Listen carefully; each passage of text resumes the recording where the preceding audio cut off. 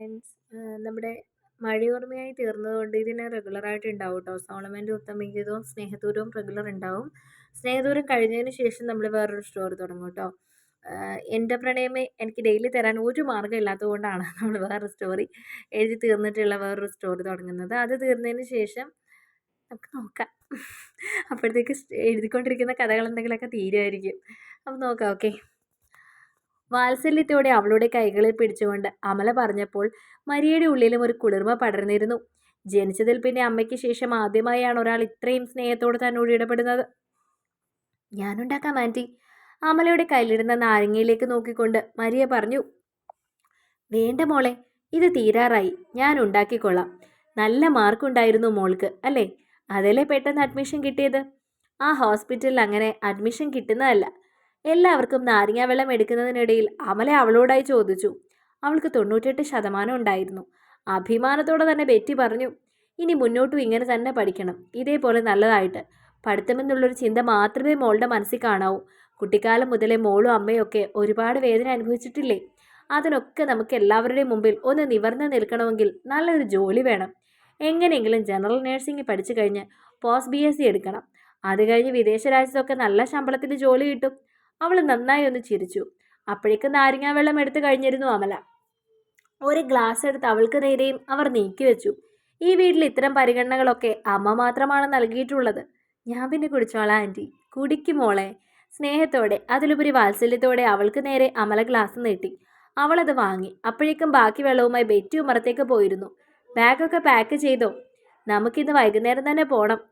മരിയയുടെ മുഖത്തേക്ക് നോക്കി അമല പറഞ്ഞു. അവൾ തലയാട്ടിയിരുന്നു.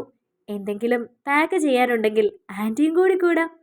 വേണ്ട, അങ്ങനെ എടുത്തു വെക്കാനും മാത്രം എനിക്ക് ഒരുപാട് സാധനങ്ങളൊന്നുമില്ല ആൻറ്റി. കുറച്ച് ഡ്രസ്സും കുറച്ച് പുസ്തകങ്ങളും മാത്രമേ ഉള്ളൂ.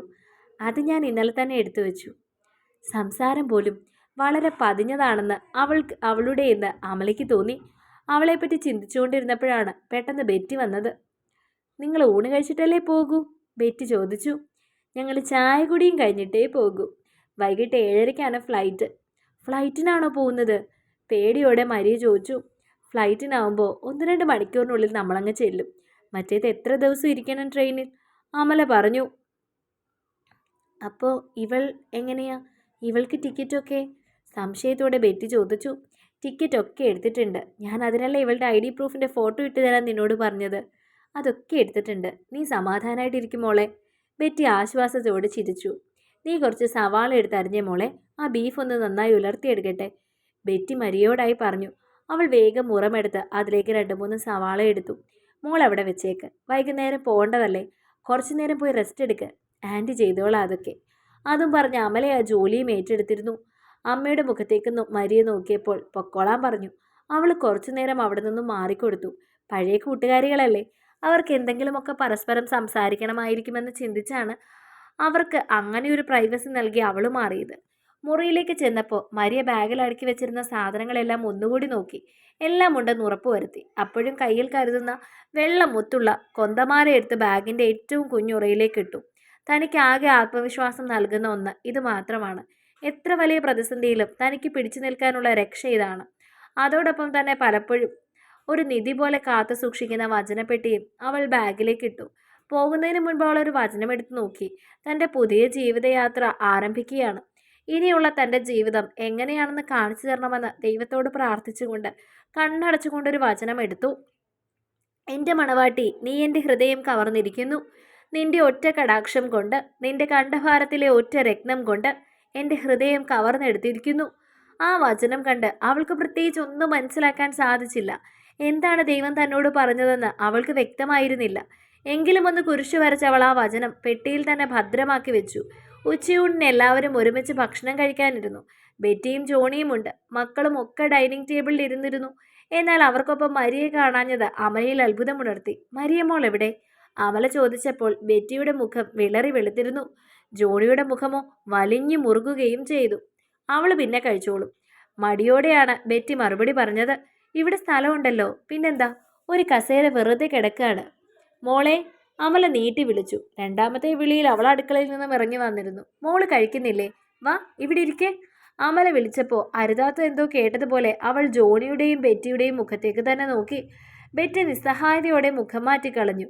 എന്ത് ചെയ്യണമെന്ന് അവൾക്കും അറിയില്ലായിരുന്നു. അവളുടെ പരുങ്ങനും നിൽപ്പും കണ്ടപ്പോൾ തന്നെ സണ്ണിക്ക് ഏകദേശം കാര്യം മനസ്സിലായി. ഇവിടെ വന്നിരിക്കുമോളെ, സണ്ണി കൂടി വിളിച്ചതോടെ ജോണിക്ക് മുൻപിൽ മറ്റു മാർഗങ്ങളില്ലാതെയായി. ഇവിടെ വന്നിരിക്കാൻ പറഞ്ഞത് നീ കേട്ടില്ലേ? വാ, വന്നിരുന്ന് കഴിക്ക്. ജോണി അങ്ങനെ പറഞ്ഞപ്പോൾ അവൾ മടിയോടെയാണെങ്കിലും നടന്നു വന്നു. അവളുടെ ആ വീട്ടിലെ ജീവിതം എങ്ങനെയാണെന്ന് ഏറെക്കുറെ സണ്ണിക്കും അമലയ്ക്കും മനസ്സിലായിരുന്നു.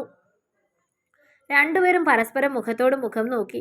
കണ്ണുകൾ നിറഞ്ഞത് അമല കണ്ടിരുന്നു. അവൾ നിസ്സഹായയാണെന്ന് അമലയ്ക്ക് തോന്നി. എങ്കിലും സ്വന്തം മകളോട് അവൾ കാണിക്കുന്നത് നീതികേട് തന്നെയല്ലേ? അമല തന്നെയാണ് അവൾക്ക് ഭക്ഷണം വിളമ്പിക്കൊടുത്തത്. ഭക്ഷണം കഴിച്ചുകൊണ്ടിരുന്നപ്പോൾ സഹോദരങ്ങൾ പോലും അവളെ ഗൗനിക്കുന്നില്ലെന്ന് അമല ശ്രദ്ധിച്ചു. ഭക്ഷണം കഴിച്ചു കഴിഞ്ഞപ്പോൾ കുറച്ചു സമയം വിശ്രമിക്കാൻ വേണ്ടി അമലയ്ക്കും സണ്ണിക്കും ഒരു മുറി ഒരുക്കി കൊടുത്തിരുന്നു. ബെറ്റി സണ്ണി കുറച്ചു നേരം കിടന്നെങ്കിലും കിടന്നിട്ട് ഉറക്കം വന്നില്ല. അടുക്കളയിൽ എത്തിയപ്പോൾ എന്തൊക്കെയോ സാധനങ്ങൾ ആരും കാണാതെ പൊതിഞ്ഞു കെട്ടുകയാണ് ബെറ്റി. അതെല്ലാം ഒരു കവറിലാക്കിയിട്ടുണ്ട്. നീ ഇവിടെ എന്തെടുക്കുക? അമല ചോദിച്ചു. ഞാൻ അവൾക്ക് കുറച്ച് സാധനങ്ങൾ വാങ്ങിയതാണ്. കള്ളം പിടിച്ചൊരു കുട്ടിയെപ്പോലെ പറഞ്ഞു ബെറ്റി. ജോണിച്ചായം വരുന്നതിന് മുൻപ് ഞാനിതൊന്ന് അവളുടെ കൈ കൊടുത്തിട്ട് വരാം. അതും പറഞ്ഞവൾ അടുക്കളയുടെ അരികിലുള്ള മുറിയിലേക്ക് നടന്നിരുന്നു. അവിടെ അമ്മയും മകളും തനിച്ചു മതിയെന്ന് തോന്നിയതുകൊണ്ട് തന്നെ അമല അവിടേക്ക് പോയില്ല. അകത്തേക്ക് കയറുമ്പോൾ ജനലിൽ കൂടെ പുറത്തേക്ക് നോക്കി നിർവികാരയായി നിൽക്കുകയാണ് മരിയ. മോളെ, ബെറ്റി വിളിച്ചതും അവൾ നോക്കി. ഇത് കുറച്ച് ബേക്കറി സാധനങ്ങളാ. അമ്മ ഇന്നലെ വാങ്ങി വെച്ചതാ. നമ്മുടെ നാട്ടിലെ രുചിയായിരിക്കില്ലല്ലോ അവിടെ. നിനക്കതൊക്കെ ഇഷ്ടമാവുമോ അറിയില്ലല്ലോ. ഇതൊക്കെ സൂക്ഷിച്ചു വെച്ചേക്ക്. അവളുടെ കയ്യിലേക്ക് ബെറ്റിയത് കൊടുത്തപ്പോൾ മരിയയുടെ കണ്ണുകളും നിറഞ്ഞു പോയിരുന്നു. മോൾ എങ്ങനെയെങ്കിലും പഠിച്ച് രക്ഷപ്പെടണം. അമ്മയ്ക്ക് ഇങ്ങനെയൊരു അവസ്ഥയായിപ്പോയി. ഒരു 100 വട്ടം നീ അമ്മയെ ശപിച്ചിട്ടുണ്ടാവുമെന്നറിയാം. പക്ഷേ കരയാതിരിക്കാൻ ബെറ്റിയും ശ്രമിച്ചിരുന്നു. കയ്യിൽ കരുതിയ കുറച്ച് നോട്ടുകെട്ടുകൾ അവളുടെ കയ്യിലേക്ക് വച്ചു കൊടുത്തു. കുറച്ച് കാശാണ്. എന്തെങ്കിലും അത്യാവശ്യം വന്നാലോ? ആരെയും ബുദ്ധിമുട്ടിക്കേണ്ട. നിന്റെ കയ്യിലിരിക്കട്ടെ. പിന്നെ എന്തെങ്കിലും ആവശ്യമുണ്ടെങ്കിൽ നീ അമലയോട് പറഞ്ഞ് എന്നെ ഒന്ന് ഫോൺ വിളിച്ചാൽ മതി. നിനക്ക് പണം വല്ലതും വേണമെങ്കിൽ ഞാൻ എങ്ങനെയെങ്കിലും അവിടെ എത്തിക്കാം. അവൾ അനുസരണയോടെ തലയാട്ടിയിരുന്നു. പിന്നെ അമല എൻ്റെ അടുത്ത സുഹൃത്താണ്. അവൾ നിന്നെ നന്നായിട്ട് തന്നെ നോക്കും. എങ്കിലും നീ എല്ലാം കണ്ടറിഞ്ഞ് ചെയ്യണം. നമ്മൾ അവർക്കൊരു ബുദ്ധിമുട്ടാവരുത്.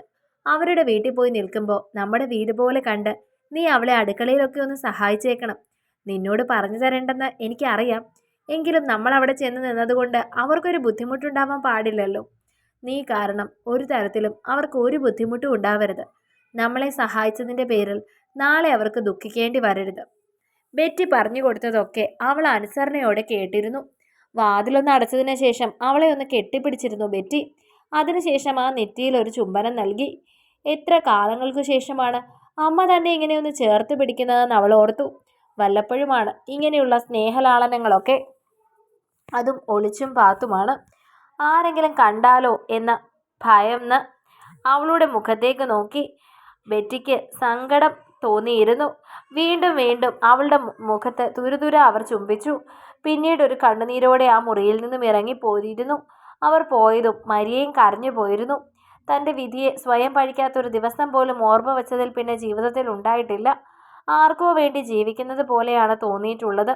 ജീവിതം അവസാനിപ്പിക്കാനുള്ള ഭയം കൊണ്ട് മാത്രമാണ് ആ ഉദ്യമത്തിൽ നിന്നും മാറി നിൽക്കുന്നത്. അടുക്കളയിലേക്ക് ചെന്നപ്പോൾ അമല കാത്തു നിൽപ്പുണ്ടായിരുന്നു. അവളുടെ ചുവന്ന മൂക്കുകളും കലങ്ങിയ കണ്ണും കണ്ടപ്പോൾ തന്നെ അവൾ കരഞ്ഞുവെന്ന് അമലയ്ക്ക് തോന്നിയിരുന്നു. മരിയമോൾ ഇവിടെ ഒരുപാട് ബുദ്ധിമുട്ട് സഹിക്കുന്നുണ്ടല്ലോ. ബെറ്റിയുടെ മുഖത്തേക്ക് നോക്കി അമല പറഞ്ഞു. എൻ്റെ മോളെ ഒന്ന് ചേർത്ത് പിടിക്കാൻ പോലും എനിക്ക് അവകാശമില്ല അമല. ബെറ്റിയുടെ അവസ്ഥ അമലയ്ക്ക് ഊഹിക്കാമായിരുന്നു. ജോണിയുടെ വിളി വന്നതും ഇപ്പോൾ വരാമെന്ന് പറഞ്ഞ് അവിടേക്ക് ബെറ്റി പോയിരുന്നു. ആ സമയം കൊണ്ട് അമല മരിയയുടെ റൂമിന് മുൻപിൽ എത്തിയിരുന്നു. വാതിലിൽ കൊട്ടിയത് മരിയ റൂം തുറന്നു. അമലയെ കണ്ടതും നന്നായി അവളൊന്ന് ചിരിച്ചു കാണിച്ചു. ആ വീട്ടിൽ വെച്ച് ഏറ്റവും ചെറിയ മുറിയാണ് അതെന്ന് അമലയ്ക്ക് തോന്നി. പക്ഷെ അവിടെ വെച്ച് ഏറ്റവും വൃത്തിയുള്ള മുറിയും അതുതന്നെയാണ്. നല്ല അടുക്കും ചിട്ടയുമാണ് ആ മുറിക്ക്. ആ മുറി കാണുമ്പോൾ തന്നെ അവളുടെ സ്വഭാവം ഊഹിക്കാൻ സാധിക്കുമെന്ന് അമലയ്ക്ക് തോന്നി. നല്ല ഭംഗിയായിട്ടാണല്ലോ മോള് മുറി സൂക്ഷിച്ചിരിക്കുന്നത്. അവളുടെ ചെറിയൊരു ലൈബ്രറി റാക്കിലേക്ക് നോക്കിക്കൊണ്ട് അമല പറഞ്ഞു. ഈ പുസ്തകങ്ങളൊക്കെ എവിടുന്നാ? ഇതിൽ കുറച്ചൊക്കെ സ്കൂളിൽ നിന്ന് സമ്മാനം കിട്ടിയതാ. പിന്നെ കുറച്ചൊക്കെ എൻ്റെ ഒരു കൂട്ടുകാരി എനിക്ക് തന്നതാ. അവളുടെ ചേച്ചി പുസ്തകങ്ങളൊക്കെ വായിക്കുമായിരുന്നു. ചേച്ചി കല്യാണം കഴിഞ്ഞ് പോയപ്പോൾ ആ പുസ്തകങ്ങളൊക്കെ വെറുതെ പൊടി പിടിച്ചിരിക്കുകയായിരുന്നു. അപ്പം എനിക്ക് തന്നു. മോൾക്ക് വായനാശീലം ഉണ്ടല്ലേ? അത് നന്നായി. ഇപ്പോഴത്തെ കുട്ടികൾക്ക് ഇല്ലാത്തതാണ്. അവൾ നന്നായി ഒന്ന് ചിരിച്ചിരുന്നു. അപ്പോഴേക്കും ബെറ്റിയും അവിടേക്ക് വന്നു. കുറച്ചു കഴിഞ്ഞപ്പോൾ മരിയോട് ഒരുങ്ങാൻ ബെറ്റി പറഞ്ഞു. അവൾ പെട്ടെന്ന് തന്നെ കുളി കഴിഞ്ഞ് വന്ന ഒരു സാധാ കോട്ടൺ ചുരിദാർ എടുത്ത് അണിഞ്ഞിരുന്നു. ഫ്ലൈറ്റിലൊക്കെ പോകുമ്പോൾ ഈ വേഷം മോശമാണോ എന്ന ചിന്ത അവൾക്കുണ്ടായിരുന്നു. കൂട്ടത്തിൽ ഏറ്റവും നല്ലത് ഇതാണ്. കഴിഞ്ഞ വട്ടം പെരുന്നാളിന് എല്ലാവർക്കും വസ്ത്രമെടുത്തപ്പോൾ വില കുറഞ്ഞ ഒന്ന് തനിക്കും വാങ്ങി തന്നതാണ് അച്ഛൻ. അതിലും ഭംഗിയുള്ളതൊന്നും തൻ്റെ കയ്യിൽ വേറെയില്ല. അതുതന്നെ ധരിച്ച് പുറത്തേക്ക് ഇറങ്ങി വന്നപ്പോൾ സണ്ണിയും അവളെ തന്നെ നോക്കുകയായിരുന്നു. മെലിഞ്ഞു കൊലുന്നനെയുള്ളൊരു പെൺകുട്ടി. ചുരിദാർ കൂടി ഇട്ടപ്പോഴേക്കും അവളുടെ നീളം കുറച്ചുകൂടി കൂടി. പോഷകാഹാരങ്ങളുടെ കുറവ് ആ മുഖത്തും ശരീരത്തും നന്നായി കാണാനുണ്ട്. കഴുത്തിൽ ചേർന്ന് കിടക്കുന്ന ഒരു കറുത്ത ചരടിൻ്റെ കൊന്ത, അതിനൊപ്പം ഒരു വെള്ള മുത്തുമാല, കാതിലുമുണ്ടൊരു വെള്ള മുത്തുകമ്മൽ, കയ്യിൽ 2 മെറൂൺ കുപ്പിവള. ഒരു ബാഗ് അടുക്കി പിടിച്ച് നിൽപ്പുണ്ട്. എല്ലാവരുടെയും മുഖത്തേക്ക് നോക്കുന്നു. ആ ബാഗിങ് തന്നേക്ക് മോളെ, ഞാൻ ഡിക്കിയിൽ വച്ചേക്കാം. സണ്ണി അവളുടെ ബാഗിന് വേണ്ടി കൈനീട്ടി. തൻ്റെ നിറം മങ്ങിയ നൂലഴിച്ച ബാഗ് സണ്ണിയുടെ കയ്യിൽ കൊടുക്കാൻ തന്നെ അവൾക്ക് നാണക്കേട് തോന്നിയിരുന്നു. എങ്കിലും ജോണി അവിടെ നിൽക്കുന്നത് കൊണ്ട് തന്നെ മടിച്ചു മടിച്ച് സണ്ണിയുടെ കൈകളിലേക്ക് അവളത് വച്ചു കൊടുത്തു. അയാൾ അതുമായി കാറിനരികിലേക്ക് പോയി. ഡ്രൈവർ അത് വാങ്ങി ഡിക്കിയിലേക്ക് വയ്ക്കുകയും ചെയ്തു. എങ്കിൽ പിന്നെ ഞങ്ങൾ ഇറങ്ങട്ടെ. കുറച്ച് നേരത്തെ ഇറങ്ങുന്നതാണ് നല്ലത്. വഴിയിൽ എന്തെങ്കിലും ബ്ലോക്കോ മറ്റോ ഉണ്ടായാൽ പിന്നെ എയർപോർട്ടിലെത്താൻ വൈകും. ബെറ്റിയുടെ കണ്ണുകൾ അപ്പോഴേക്കും ഈറിനണിഞ്ഞിരുന്നു. അവൾക്കരികിലേക്ക് വന്നവളെ തന്നെ നോക്കി വാത്സല്യത്തോടെ ഒന്ന് തഴുകി. പിന്നെ ഒന്ന് ചേർത്ത് പിടിച്ച് കവിളിൽ മുത്തി. എല്ലാവർക്കും അരികിൽ വെച്ച് ഇങ്ങനെ ചേർത്ത് പിടിക്കുന്നത് ഇതാദ്യമാണ്. ഓർമ്മ വെച്ചതിൽ പിന്നെ ഇങ്ങനെയൊരു ചേർത്ത് പിടിക്കൽ ലഭിച്ചിട്ടില്ല.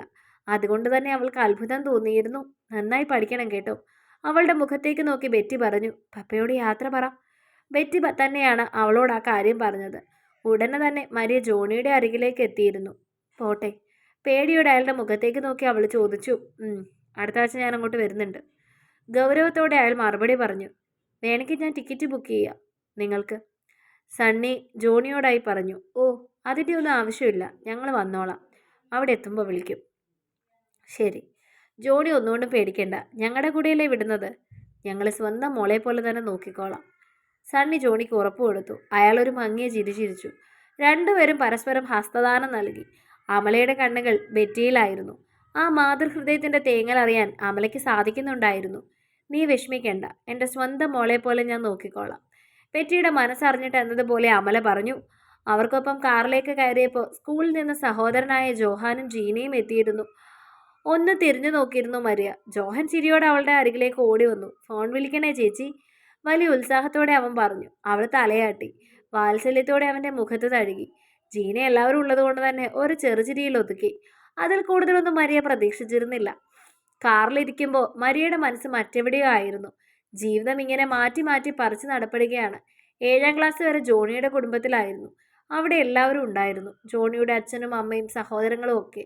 അവർക്ക് എല്ലാവർക്കും ഒപ്പം ആ വലിയ വീട്ടിലെ ജോലികളൊക്കെ ചെയ്ത് ജീവിച്ച ആ കാലത്തെക്കുറിച്ച് ഒരു നിമിഷം അവൾ ഓർമ്മിച്ചിരുന്നു. ഒപ്പം വേദനിപ്പിക്കുന്ന ചില നിമിഷങ്ങളും. പിന്നീട് 8ാം ക്ലാസ് മുതലാണ് ജോണിയും ബെറ്റിയും മക്കളും ഒറ്റയ്ക്ക് ജീവിതം ആരംഭിച്ചത്. അതിനുശേഷമാണ് കുറച്ചെങ്കിലും സമാധാനം നിറഞ്ഞത്. എങ്കിലും ആ സമാധാനം നഷ്ടമാവാനും അധിക സമയം വേണ്ടിയിരുന്നില്ല. പിന്നീട് അങ്ങോട്ട് ഭീതിയോടെയാണ് ജീവിച്ചിരുന്നത്. ഇനി പോകുന്നിടത്ത് തന്നെ കാത്തിരിക്കുന്നത് എന്തൊക്കെ പേടിപ്പിക്കുന്ന ഓർമ്മകളായിരിക്കുമെന്ന് മരിയയ്ക്ക് അറിയില്ലായിരുന്നു. അമലയുടെയും സണ്ണിയുടെയും ഇടപെടൽ വളരെ ഹൃദ്യമായാണ് അവൾക്ക് തോന്നിയത്. പക്ഷെ ഇത്തരം ഇടപെടലുകളിൽ നിന്നൊന്നും ഒരു മനുഷ്യനെ മനസ്സിലാക്കാൻ സാധിക്കില്ലല്ലോ. തൻ്റെ ജീവിതത്തിൽ നിന്നും താൻ പഠിച്ചെടുത്തൊരു പാഠമാണത്. അതുകൊണ്ട് തന്നെ ആരെയും ഒരു പരിധിക്കപ്പുറം വിശ്വസിക്കാനും വയ്യ. ഇടയ്ക്കൊരു ഹോട്ടലിൽ നിർത്തി ചായയും പലഹാരവും വാങ്ങിയിരുന്നു സണ്ണി. കഴിക്കാൻ എന്തെങ്കിലും വേണമെന്ന് പ്രത്യേകം അമല ചോദിക്കുകയും ചെയ്തിരുന്നു. ഒന്നും വേണ്ടെന്ന് അവൾ പറഞ്ഞു. എയർപോർട്ടിലേക്ക് എത്തിയപ്പോഴേക്കും ഒരു വിറയൽ ശരീരത്തിലേക്ക് കയറിയിരുന്നു. എയർപോർട്ടിൻ്റെ ഉള്ളിൽ കയറിയപ്പോൾ തന്നെ അപകർഷതാബോധം പിടിമുറുക്കാൻ തുടങ്ങി. താനല്ലാതെ മറ്റാരും ഇത്രയും മോശമായ രീതിയിൽ ഇവിടെ വന്നിട്ടില്ല. ഇവിടെ തൂത്തുവാരുന്നവർ പോലും വളരെ വൃത്തിയായ രീതിയിലാണ് വന്നിരിക്കുന്നത്. താൻ മാത്രമാണ് ഇത്രയും മോശം അവസ്ഥയിൽ ഒരു എയർപോർട്ടിനുള്ളിൽ നിൽക്കുന്നത്. അവൾക്ക് തോന്നി. ആൻറ്റി. പെട്ടെന്ന് അവൾ അമലയെ വിളിച്ചു. അവർ തിരിഞ്ഞു നോക്കി. എന്താ മോളെ? നിങ്ങൾക്ക് പരിചയമുള്ള ആരെങ്കിലും ഞാൻ ആരാണെന്ന് ചോദിച്ചാൽ നിങ്ങളുടെ വീട്ടിലേക്ക് ജോലിക്ക് വരുവാണെന്ന് പറഞ്ഞാൽ മതി. അല്ലാതെ ആൻറ്റിയുടെ കൂട്ടുകാരുടെ മോളാണെന്നൊന്നും പറയണ്ട. അതെന്താ മോളെ? അവളുടെ നിഷ്കളങ്കമായ ചോദ്യം കേട്ടുകൊണ്ട് അമല ചോദിച്ചു. നിങ്ങൾക്കത് നാണക്കേടാവും. അവളുടെ ആ മറുപടിയിൽ അമലയുടെ ഹൃദയവും നോവുന്നുണ്ടായിരുന്നു. അങ്ങനെയൊന്നും ഇല്ല മോളെ. അമല അവളെ ഒന്നുകൂടി ചേർത്ത് പിടിച്ചു. ഫ്ലൈറ്റിനുള്ളിലേക്ക് കയറിയപ്പോഴും അമലയുടെ കൈകളിൽ മുറുക്കി പിടിച്ചിരുന്നു മരിയ. അവൾക്ക് വല്ലാത്ത ഭയം തോന്നിയിരുന്നു. എന്നാൽ കണ്ണടച്ച് തുറക്കുന്ന നേരം കൊണ്ട് ഫ്ലൈറ്റ് ചെന്നൈ എയർപോർട്ടിലെത്തി എന്നറിഞ്ഞപ്പോൾ അതിലേറെ അമ്പരപ്പും. 3 പേരും ചെന്നൈയിലെത്തിയപ്പോഴേക്കും രാത്രിയായിരുന്നു. ചെന്നൈ നഗരം നന്നായി ഒന്ന് കാണാൻ പോലും മരിയയ്ക്ക് സാധിച്ചിരുന്നില്ല. അതിനു മുൻപേ തന്നെ ഇവർ ഫ്ലാറ്റിലും എത്തിയിരുന്നു. ഫ്ലാറ്റിലേക്ക് ചെന്നപ്പോൾ അത് അടഞ്ഞു കിടക്കുകയാണ്. തൻ്റെ കയ്യിലുണ്ടായിരുന്ന സ്പെയർ കീ ഉപയോഗിച്ച് അമല ഫ്ലാറ്റ് തുറന്നു. 2 ദിവസമായി ആരുമുണ്ടായിരുന്നതിൻ്റെ ലക്ഷണങ്ങളൊന്നും തന്നെ ആ വീട്ടിൽ കാണാനുണ്ടായിരുന്നില്ല. അടുക്കളയിലേക്ക് പോയപ്പോൾ പാത്രങ്ങളൊക്കെ കഴുകി വെച്ചിരുന്നു. താൻ പോയ ദിവസം സോളമന് വേണ്ടി ആഹാരം കരുതി വെച്ചിരുന്നു. അത് ഡൈനിങ് ടേബിളിൽ എടുത്തു വെക്കുകയും ചെയ്തു. അതവൻ കഴിച്ചിട്ടുണ്ടെന്നും വേസ്റ്റ് ബാസ്ക്കറ്റിൽ കിടന്ന ബാക്കി അവശിഷ്ടങ്ങളിൽ നിന്നും അവർക്ക് മനസ്സിലായിരുന്നു. അതിനുശേഷം പാത്രം കഴുകി വെച്ചിട്ടുണ്ട്. പിന്നെ അവിടെ ഒന്നും ഉണ്ടാക്കിയതിൻ്റെ ലക്ഷണങ്ങളുമില്ല. കടയിൽ നിന്ന് വാങ്ങിയതിൻ്റെ ലക്ഷണവുമില്ല. വന്നപാടെ ക്ഷീണം കൊണ്ട് സണ്ണി കുളിക്കാനായി പോയിരുന്നു. ആ സമയം കൊണ്ട് അമല മരിയയ്ക്ക് വേണ്ടി തയ്യാറാക്കിയ മുറി കാണിച്ചു കൊടുത്തു. സണ്ണിയുടെയും അമലയുടെയും മുറിയുടെ അരികിൽ തന്നെയായിരുന്നു മരിയയ്ക്കും ഒരു മുറി തയ്യാറാക്കിയിരുന്നത്. സോളമനെ കൂടി ഭയന്നാണ് അങ്ങനെയൊരു രീതിയിൽ സജ്ജീകരിച്ചിരുന്നത്. മരിയയ്ക്ക് അമ്പരപ്പ് തോന്നിയിരുന്നു. ഇന്ന് വരെ ഇത്രയും സൗകര്യമുള്ള ഒരു മുറിയിൽ കഴിഞ്ഞിട്ടില്ല. അതിൻ്റെ ഒരു ചടപ്പ് അവൾക്കുണ്ടായിരുന്നു. ആ മുറിയിലെ വലിയ കണ്ണാടികൾ തൻ്റെ മുഖം കണ്ടപ്പോൾ അവൾക്ക് അവളോട് തന്നെ വെറുപ്പ് തോന്നി തുടങ്ങിയിരുന്നു. ആ മുറിക്കും വീടിനും ഒട്ടും ഇണങ്ങുന്ന ഒരു കോലമല്ല തൻ്റേതെന്ന് അവൾക്ക് തോന്നി. മോളെ, ബാത്റൂമുണ്ട്. മോള് വേണമെങ്കിൽ ഒന്ന് കുളിച്ച് ഫ്രഷ് ആയിക്കോ. അപ്പോഴേക്കും കുടിക്കാൻ എന്തെങ്കിലും എടുക്കാം. അതും പറഞ്ഞ് അവർ അടുക്കളയിലേക്ക് പോയിരുന്നു. പെട്ടെന്ന് മൊബൈലിൽ സോളമൻ്റെ നമ്പർ ഡയൽ ചെയ്തു. 1-2 റിങ്ങിന് ശേഷമാണ് അവൻ ഫോൺ എടുത്തത്. എന്താ അമ്മ, നിങ്ങൾ വീട്ടിലെത്തിയോ? ഹലോ പറയുന്നതിന് മുൻപേ അതാണ് കാതിലേക്ക് എത്തിയ ആദ്യ ചോദ്യം. ഞങ്ങൾ വീട്ടിൽ വന്നു. നീ ഈ ദിവസങ്ങളിലൊന്നും കഴിച്ചില്ലേടാ? ഇവിടെയൊന്നും വാങ്ങിയതിൻ്റെ ലക്ഷണവുമില്ലല്ലോ. ഞാൻ മനുവിൻ്റെ കൂടെ അവൻ്റെ ഫ്ലാറ്റിലായിരുന്നമ്മ. ഇനി ഞാൻ ആരെങ്കിലും വീട്ടിലോട്ട് വിളിച്ചുകൊണ്ട് വന്നാലോ എന്ന് പപ്പയ്ക്കൊരു സംശയം വേണ്ടെന്ന് കരുതി പോയതാ. അവൻ്റെ ആ സംസാരത്തിൽ അമലയ്ക്ക് വേദന തോന്നിയിരുന്നു. പപ്പ അത് വെറുതെ പറഞ്ഞല്ലേ? നീ അത് സീരിയസ് ആക്കിയോ? സീരിയസ് ഒന്നും ആക്കിയതല്ല. ഞാൻ കാരണം ഓൾറെഡി പപ്പയ്ക്കൊരു നാണക്കേടായിട്ടുണ്ട്. ഇനിയൊരു നാണക്കേട് വേണ്ടെന്ന് കരുതി ഞാനങ്ങ് മാറിയതാ. കാരണം ഞാൻ ഒറ്റയ്ക്കേ ഉള്ളൂ എന്ന് പറഞ്ഞാൽ ചിലപ്പോൾ മനുവും ഫ്രണ്ട്സും ഒക്കെ ഫ്ലാറ്റിലേക്ക് വരും. അവർ വരുമ്പോൾ ഒരു കുപ്പിയൊക്കെ കൊണ്ടുവരും. അത് പിന്നെ പപ്പയ്ക്കൊരു നാണക്കേടായാലോ? ഓപ്പണായി പറയുന്നവനോട് ആ നിമിഷം അമലയ്ക്ക് സ്നേഹമാണ് തോന്നിയത്. നീ ഇപ്പം എവിടെയാ? ഡ്യൂട്ടിയിലാ അമ്മ. ഇന്ന് നീ ഇങ്ങോട്ട് വരില്ലേ? ഇല്ല, ഇത് കഴിയാൻ രാവിലെ ആവും. ഞാൻ വെളുപ്പിനെ വരും. അപ്പോൾ ശരി. സോളമ വെക്കില്ലേ, ഒരു കാര്യം കൂടി പറയാനുണ്ട്. എന്താ അമ്മ? അവൻ ചോദിച്ചു. അത് പിന്നെ നമുക്കൊരു ഗസ്റ്റ് കൂടിയുണ്ട്. ഗസ്റ്റോ? അതെ അമ്മ, ഒരു കോൾ വരുന്നുണ്ടേ. അത്യാവശ്യമുള്ള കോളാണ്. ശരി, ഞാൻ വിളിച്ചോളാം. അവൻ ഫോൺ കട്ട് ചെയ്തപ്പോൾ മരിയെപ്പറ്റി പറയാത്ത വേദനയുണ്ടായിരുന്നു അമലയ്ക്ക്. അവളെപ്പറ്റിയും അവളുടെ സാഹചര്യത്തെപ്പറ്റിയും ആദ്യമേ അവനോട് പറയണമെന്ന് വിചാരിച്ചതാണ്. സണ്ണി പറയുന്നത് പോലെ എല്ലാ പെൺകുട്ടികളോടും കാണിക്കുന്നത് പോലെ എന്തെങ്കിലും കുസൃതി അവൻ അവളുടെ അടുത്ത് എടുക്കുമെന്ന് കരുതിയാണ് അവളെക്കുറിച്ച് സംസാരിക്കാമെന്ന് കരുതിയത്. അപ്പോഴേക്കും അവൻ ഫോണും കട്ട് ചെയ്തു. ഇനി അവൻ ഇവിടെ എത്തുന്നതിന് മുൻപ് എങ്ങനെ മരിയെക്കുറിച്ച് സംസാരിക്കുമെന്നായിരുന്നു അമല ചിന്തിച്ചിരുന്നത്. തുടരും. നിങ്ങൾക്ക് ഇഷ്ടമാവും കേട്ടോ സോളമനെയും മരിയയും, പ്രത്യേകിച്ച് സോളമനെ. നിങ്ങൾക്ക് ഇഷ്ടപ്പെടുന്ന ഒരു ക്യൂട്ട് റൊമാൻറ്റിക് സ്റ്റോറി തന്നെയാണിത്. അത് സ്നേഹദൂരം പോലെ എന്നൊന്നും ഞാൻ പറയുന്നില്ല. ബിക്കോസ് എനിക്ക് തന്നെ തോന്നിയിട്ടുണ്ട് സ്നേഹദൂരത്തിനെ വെല്ലാനുള്ളൊരു സ്റ്റോറി ഞാൻ ഇതുവരെ എഴുതിയിട്ടില്ല എന്ന്. കാരണം ഞാൻ അത്രയ്ക്ക് ഇഷ്ടപ്പെട്ട് എഴുതിയൊരു കഥയാണ് സ്നേഹദൂരം. സോ ഇത് എങ്ങനെ ഇരിക്കും എന്ന് ചോദിച്ചാൽ എനിക്ക് പറയാനുള്ളത് എന്തായാലും ഒരു ക്യൂട്ട് ലവ് സ്റ്റോറിയാണ്. നിങ്ങൾക്ക് ഇഷ്ടപ്പെടും. ഇതിലൊരു മെസ്സേജ് ഉണ്ട്. വെറുതെ എഴുതുന്ന ഒരു പ്രണയകഥയല്ല. ഇതിൽ വ്യക്തമായ ഒരു മെസ്സേജ് ഞാൻ പറയുന്നുണ്ട്. അത് റിവീൽ ചെയ്യുന്നുണ്ട്. അപ്പം നിങ്ങൾ വായിച്ചു നോക്കൂ, ഇഷ്ടപ്പെടുമോ നോക്കൂ.